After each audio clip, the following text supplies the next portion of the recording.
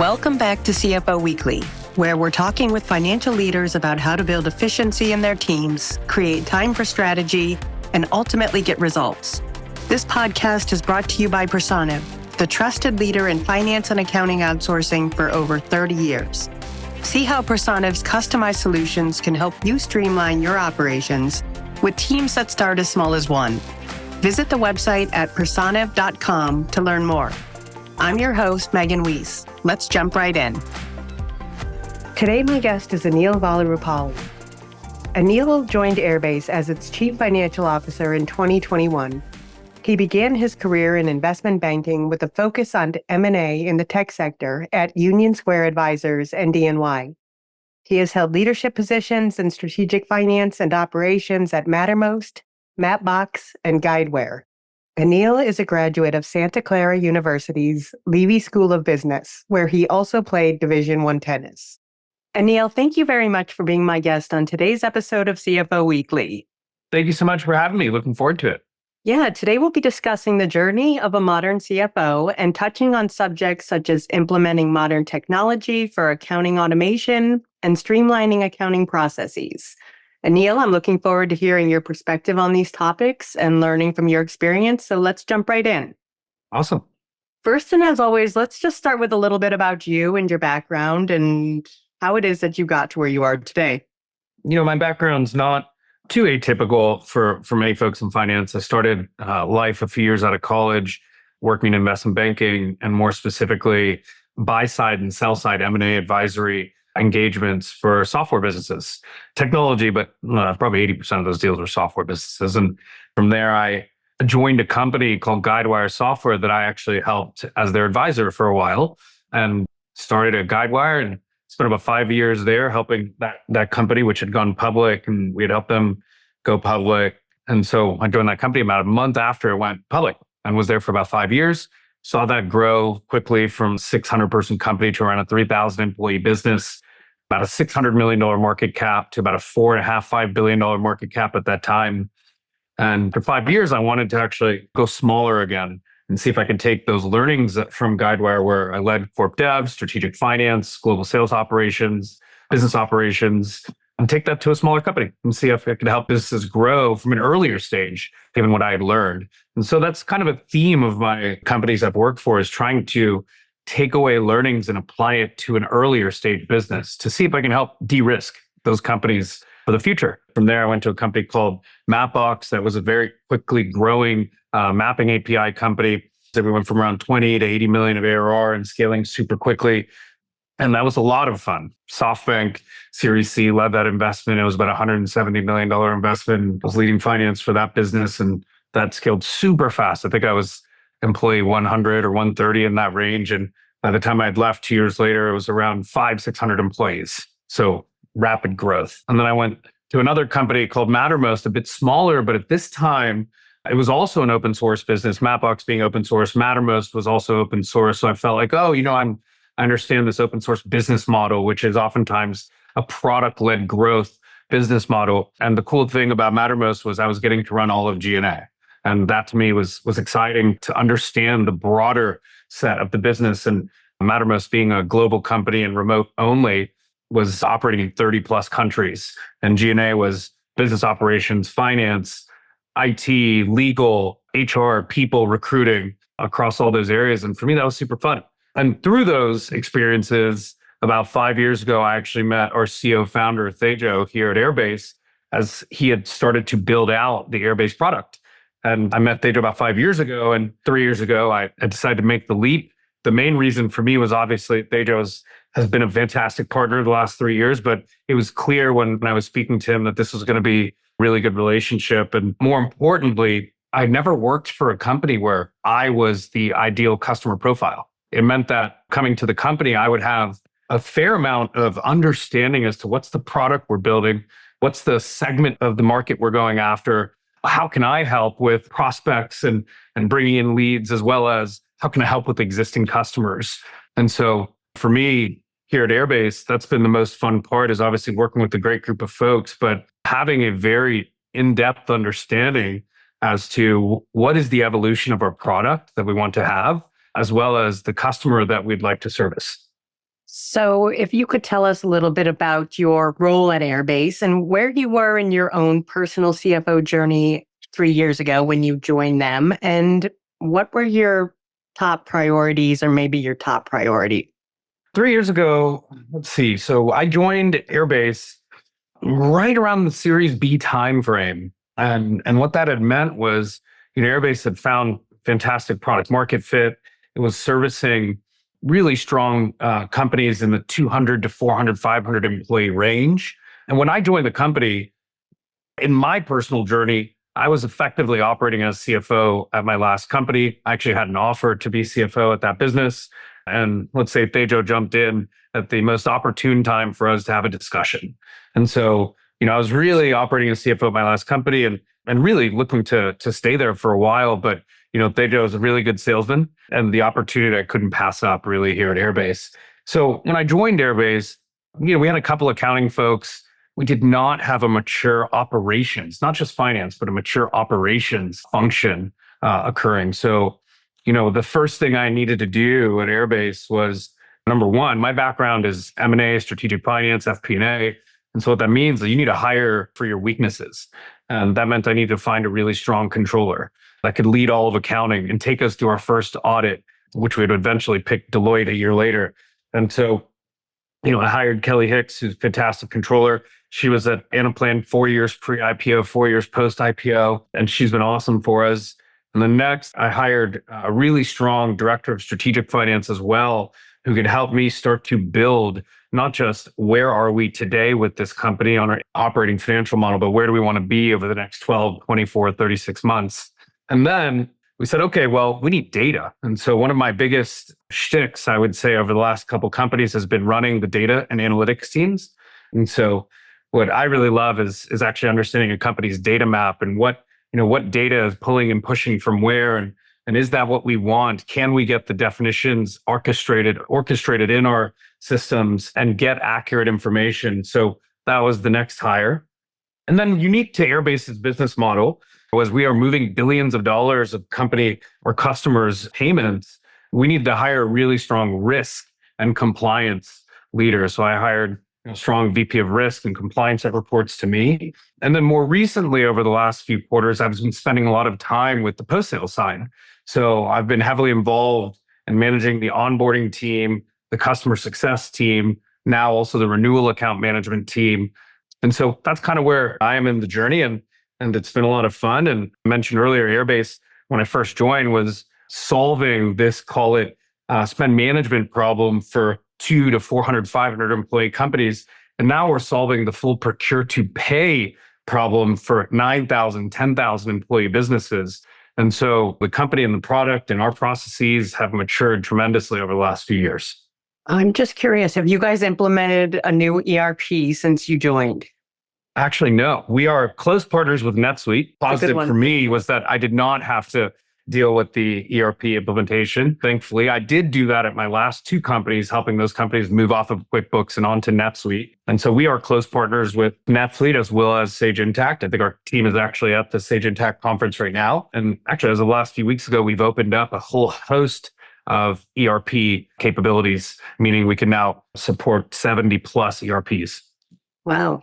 So does it just lay on top of an ERP? And how is the integration? That's a good question. So we are directly integrated with, call it, QuickBooks, and more importantly, and where we focus a lot more, our depth of our integration is with NetSuite and Intacct. Really shortly here, we have Microsoft Dynamics coming out, which are API integrations, right? Which gives you that real-time capability to sync two-way into the ERP. With the 70 plus, we are consistently offering API integrations into a few of them, in our roadmap.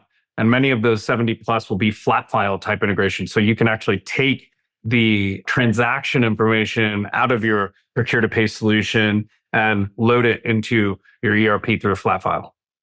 And speaking of technology, so obviously very important these days for companies to implement modern technology, but also the economy's current state doesn't make it that easy to make some of these investments. So what's been your philosophy throughout your career around balancing investment and protecting cash flow? Yeah, I think not just mine. I spent a lot of time with CFOs across many industries now, given Airbase. I'm very lucky in that we get to spend time with a lot of our customers. One thing I will emphasize is that as CFOs, we're always open to hearing the investment rationale for why do we think we need to invest in this piece of technology. And the most important thing that needs to come through is a couple different flavors of rationale. One is quite literally, do we have hard dollar value savings by implementing this product? And then do we have soft dollar value savings? So example of hard dollar value savings can be quite literally Airbase, by converting some of your ACH payments into virtual card payments, and that virtual card, you receive cash back on every virtual swipe, you have now converted what was a more ACH payment run process into an automated virtual card process, which is number one, as I mentioned, giving you hard dollar value savings. But number two, it's also giving you soft dollar value savings because your team is not spending time doing ACH payment runs. So that's an example of a soft dollar value saving. And so we have many hard dollar, soft dollar savings across each one of our products and modules. But the reason I mention that is because that rationale holds true to almost every software we look at as a business. What are some of the proudest moments that you've had in the last 3 years where you've managed to stimulate growth using an innovative strategy? So, be 3 years here at Airbase, the company's evolved so much over that time. It'd be hard to pick one moment, but if I were to, I would say that over the last year, one thing that I've been pushing and we as a company have been aligning to is something called value metrics. It was clear to me that as we were starting to service larger and larger customers, it wasn't enough to just provide a software solution that was delighting our customers and end users, but we also need to be able to give our champions the ability to understand how can we drive their career forward? How can we make their finance work a better version of itself? And so Tejo and I started to look at what we call value metrics. And so for each module within Airbase, we have called AP automation, we have expense management, we have guided procurement, which is the intake product, and we have physical and virtual cards. Each one of those modules has a subset of 3 or 4 value metrics underneath it that can indicate how is the customer doing? Are they using the product really well? Are they seeing a lot of value? Actually, if they're not, can we as a post-sales team show them a path to really transforming their business a bit more? So here's an example. One of the things we track is no-touch bill payments. So as an example, what does it mean to be able to receive an invoice as a company and have nobody touch that invoice up until the point the AP manager hits pay? Zero touch invoice processing. And so if we can track that, then we can show customers how the processes that Airbase is creating is literally saving them a lot of time internally. As I mentioned, soft dollar value savings. And so I would say that as we started to implement this in both pre-sales and post-sales, it's been very gratifying to see how it's resonating with customers and ultimately kind of showcasing to our customers and our prospects how we're a deep partner with them. We're not just a software vendor, we're partnering with them to create a much better version of their finance org. Yeah, that's a really great value of taking data and turning it into not only insights, but actions. Right. And that's been awesome for us. And I've heard you discuss the importance of ruthless prioritization, especially for public companies. Obviously, for CFOs these days, being spread too thinly is a concern. So how do tools like AI and automation alter your thinking here, if at all? Do you feel like these tools maybe take a little bit off of the CFO's plate, or do they just result in different things to prioritize? I do not believe that there's a separate swim lane for AI that call it bifurcates the prioritization framework that we use. And the reason I say that is because I also know how we think about our product roadmap here at Airbase. AI is on that roadmap. We are already leveraging AI in many ways. I described to you no-touch invoice, zero-touch invoice processing, and AI plays a role in that. Now, what is that role? Do you drop everything in development to only focus on this AI thing because it's what everyone in the news is talking about, AI? No, right? You have to balance what is the value the AI is going to provide to our customers with the rest of the feature sets that need to be developed. And so for us, they just always mention that we are going to focus on AI. We have been, but it's not going to be the only thing we're going to talk about. It's going to be an ingredient to what makes us great. And so I think that is a similar thought process exists for any company looking to adopt AI in various processes within their business. I think AI is going to be an ingredient for success. It's not going to be the sole reason for success. And due to that, I would say it doesn't bifurcate the typical prioritization frameworks that we all use internally to decide what are we doing for the next week, 2 weeks, 4 weeks, and how are we delivering to that? Do you think there'll ever come a day where AI replaces the need for finance and accounting? I hope not. But I do think that the day is here and the day is coming where AI is going to make our lives in finance easier. And why I say that is because it is already helping customers that leverage Airbase, and it's making their life easier. What I have not yet seen is the ability for AI to make informed and strategic long-term decisions. And so an example of that means my opinion around this may change if I feel like I can load my company's financial model into an AI tool and it's 95% correct with how I think about the future decisions we need to make as a company. Or it's actually challenging in the correct way. And I don't see that being the case yet right now, especially not for early enterprise companies. Maybe companies like Google's and the Microsofts are leveraging AI in a way in their finance teams that is helping in that way. But I just don't see it being ubiquitous at this time. Airbase was recently recognized in Forrester's Accounts Payable Invoice Automation Landscape for Q4 of 2023 report. So how is this a testament to your ability and drive to innovate in the accounting space? Honestly, it's a testament to our team's capabilities. Our team here, we've been ruthlessly focused on going up market. And for us, what that means, as I mentioned to you earlier, when I joined the company, 200, 400, 500 employees, we were signing those kind of customers up consistently. Now we are consistently signing up 3,000, 4,000, 5,000 employee companies. And what do those type of companies need through the procuring process to validate that they're going with the right vendor? When I was at Guidewire at a public company, we oftentimes cited research as either the rationale behind why we don't go with the vendor or as the rationale why this is the right vendor for us. And so our team on the go-to-market side, as well as many folks on product, have been spending many hours with the analysts at Gartner and Forrester and many others. So these publications and these research analysts can understand who are we, Airbase, as a company, and what does our product represent.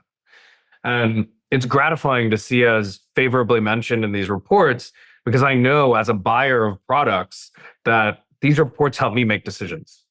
And so this is not, I always stress this to companies that I'm at, that this is not a 1 quarter journey to get validation in Forrester like this.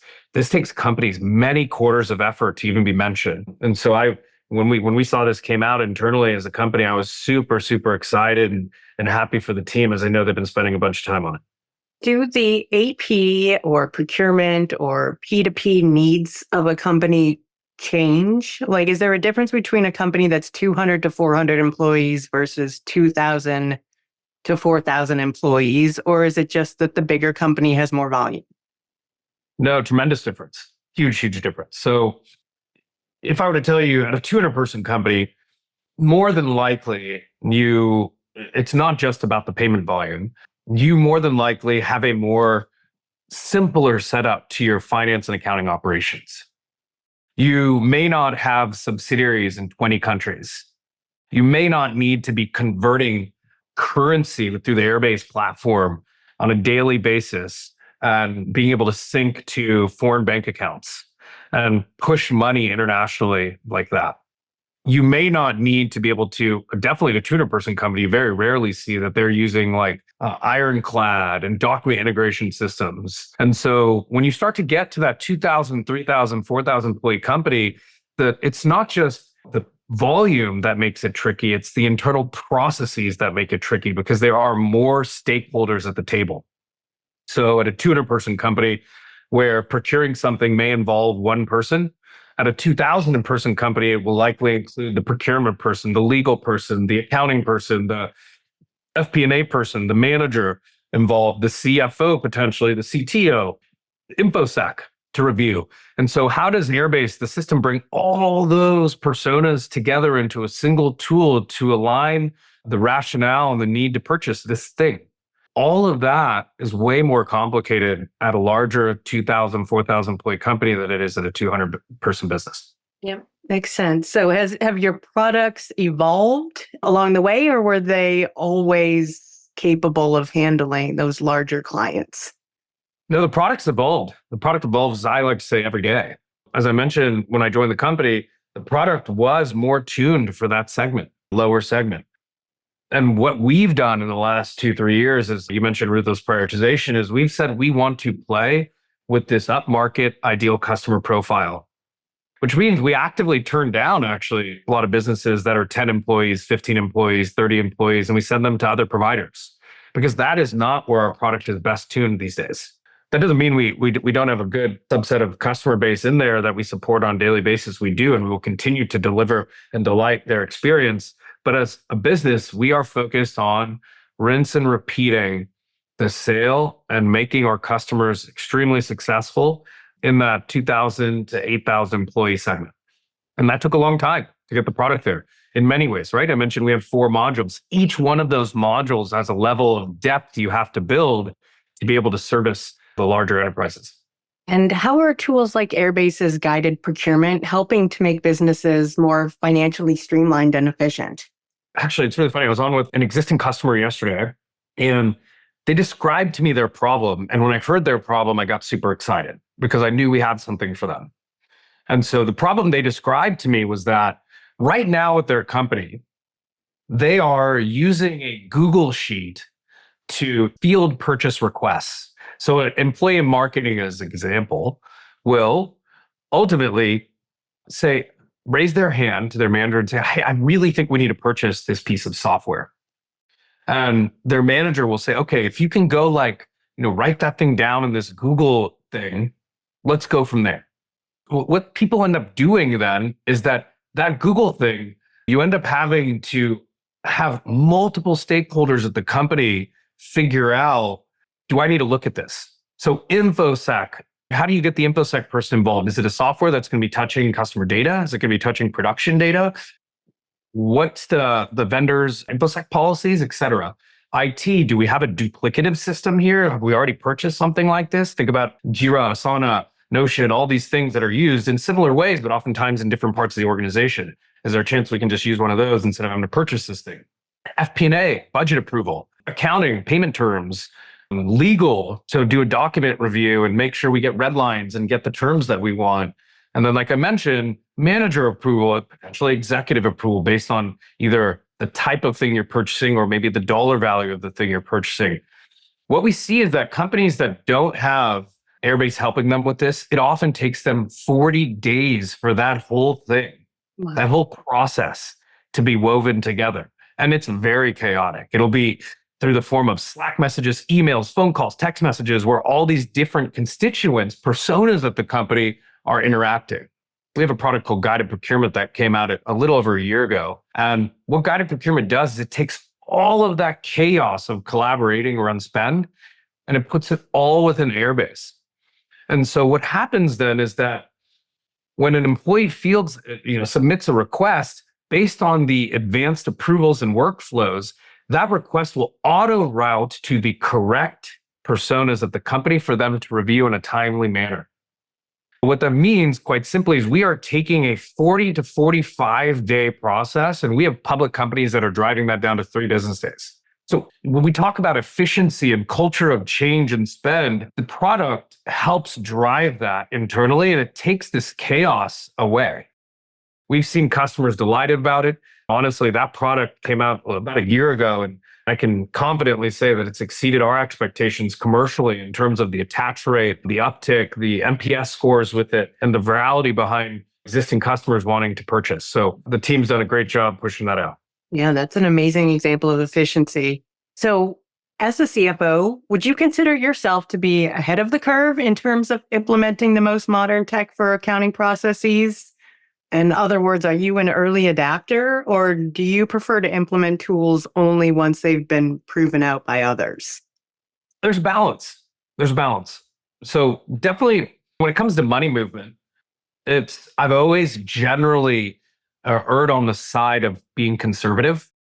That's why, being a customer, of Airbase, you have the confidence that we move money for 100 roughly public companies plus and businesses that are as large as 8, 9, 10,000 employees and billions of dollars annually.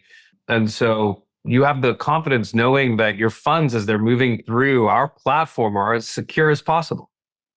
So sometimes early players that necessarily can't solve your needs when you're, call it 2,000 employees, but can solve your needs when you're 20 employees, may not have as robust processes. That's where you have to find that balance when it comes to the type of partner you want to help move money and handle payments. Now, when it comes to other things, like, as I mentioned, I kind of geek out over data analytics and data mapping and connecting the right core systems. I've taken some early bets on tools that my biz ops and data teams have come to me with. And that's because I felt like they were helping solve an acute pain point that nobody else was. When I came to Airbase, the company thought that Salesforce was the data source. Well, in reality, Salesforce is a data source, just like Marketo is a data source, Zendesk is a data source, NetSuite is a data source, Catalyst is a data source, your production warehouse is a data source. And so what we had to do is actually put in place a central data warehouse with Snowflake, and then homogenize all that data, get it into the form you want. And then there was a whole bunch of really cool tools that had come out, one called DBT, which helps transform that data, and another one, as an example, called High Touch, which actually takes that data that you just transformed and then re-enriches it back into Salesforce, back into Catalyst, back into Marketo, as an example. And so what does that mean? By taking an early bet on High Touch, we were able to take all of this, call it centralized data, meaning you've now combined the closed opportunity that happens with a customer from Salesforce in your data warehouse, coupled with the fact that the customer has paid their bill from NetSuite. And you can actually push that the customer has paid the bill in NetSuite back into Salesforce. That means that your CSM knows the customer. That could be a way to score the customer health, right? If the customer hasn't paid the bill, you got to dock that customer health a little bit. When you can take a bet on some of these solutions and parts of your tech stack, there's definitely a case for winning. And some of these vendors do it for a really favorable price while they're trying to gain adoption. I wouldn't say that. I think it varies, right? Depending on, do you consider yourself an early adopter or not? I think it's a risk versus reward thing. And do you feel that the modern CFO needs to be something of an expert on the technology landscape and where it's heading? And how can we stay ahead of this curve? I think that I wouldn't even say modern CFO. I would say the modern executive has to care deeply about how we can leverage data and analytics to drive the company forward. I think what we've seen over the last 10 years is the CFO also being seen as the shared resource that can help manage some of these systems and data and business operations transformations. And that's because oftentimes as a CFO, we call it the central hub for reporting. So the data needs to be right in order for us to be able to report a metric. And since we're call it Swiss across many of these teams, we're just trying to seek the right definition for the company. So before you can go report something, you need to define what you want to report. So example, what's an MQL, marketing qualified lead? What's an SQL, sales qualified lead? How do you define that? What's an active customer? What's a churned customer? All of these definitions are important because then you can start to figure out the data feeds that you need for them, the cleanliness of the data, and then subsequently how you can report on it.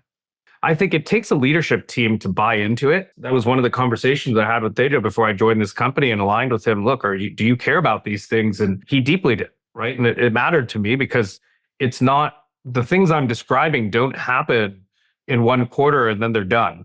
You're always evolving as a business in terms of how you can leverage data to drive insights for prospects or existing customers. Within Airbase, you mentioned data warehousing, but is the data shared across the organization or so that employees can use it and self-service what their needs are? Or is it kind of kept within finance and accounting where people know what to do with the data? It is not kept within finance and accounting. Otherwise, it would be a waste of an investment if it was only leveraged by us. What happens is a longer conversation, but there's the idea of central data, teams versus distributed data teams. And we kind of run a bit of a hybrid here. And what that means is that the central data team really cares about how to plug these systems together to make them work appropriately and to be able to get the type of reporting we want out of them. And the central team also plays a role in terms of the form of reporting. Do we want to use Tableau for reporting, or you can actually use Salesforce for reporting for this? Then we have some teams like in sales ops and marketing operations, they do play a role with their source system. So source system like Salesforce, a source system like Marketo, they play a role in making the tweaks necessary there to be able to get the things they want out of it. So my point is that if all of this investment, all this time you spent is just to drive finances thinking, it's a waste of investment.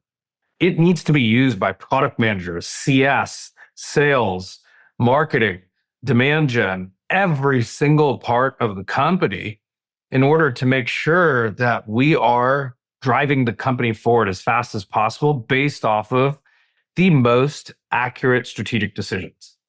It sounds like you guys are definitely ahead of the curve, not only with your product, but also with your use of technology and data. I would guess that you guys are definitely ahead of the curve. Yeah, I think there's a lot of folks in finance and operations that are doing great things in data. I'd like to say that we're always trying to find a way to be efficient with it because there's a balance. You can kind of go crazy with this stuff and start to invest too much based on company stage. Are there things that I would like to do better than where we are today? Definitely, but we have to be stage appropriate as well. And so that's where you start finding that balance. And so central, as I mentioned, the central data concept versus distributed data concept and how it's managed often does depend on the stage of the business. And like I mentioned, that's why it's always evolving.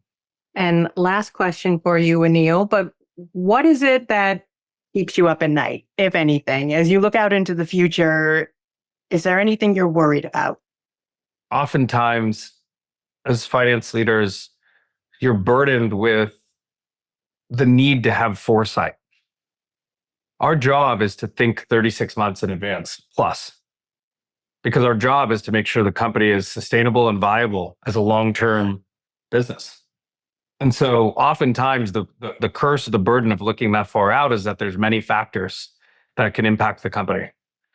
So I wouldn't say that there's anything that I'm afraid of or that keeps me awake. I would say that there are things that we can control with the future performance of our business, and there's things we can't control. I sure hope that we're being realistic with ourselves in calling out the risks with the things that we can control. And I know we also are transparent with our board with things we can't. So I'm not afraid of anything. I just know that there are things that I can help do, we can help do as a leadership team and as a company and every employee here at Airbase to de-risk the future outcome for this business. And those are the things we're ruthlessly prioritizing, which is why I'm not worried about that.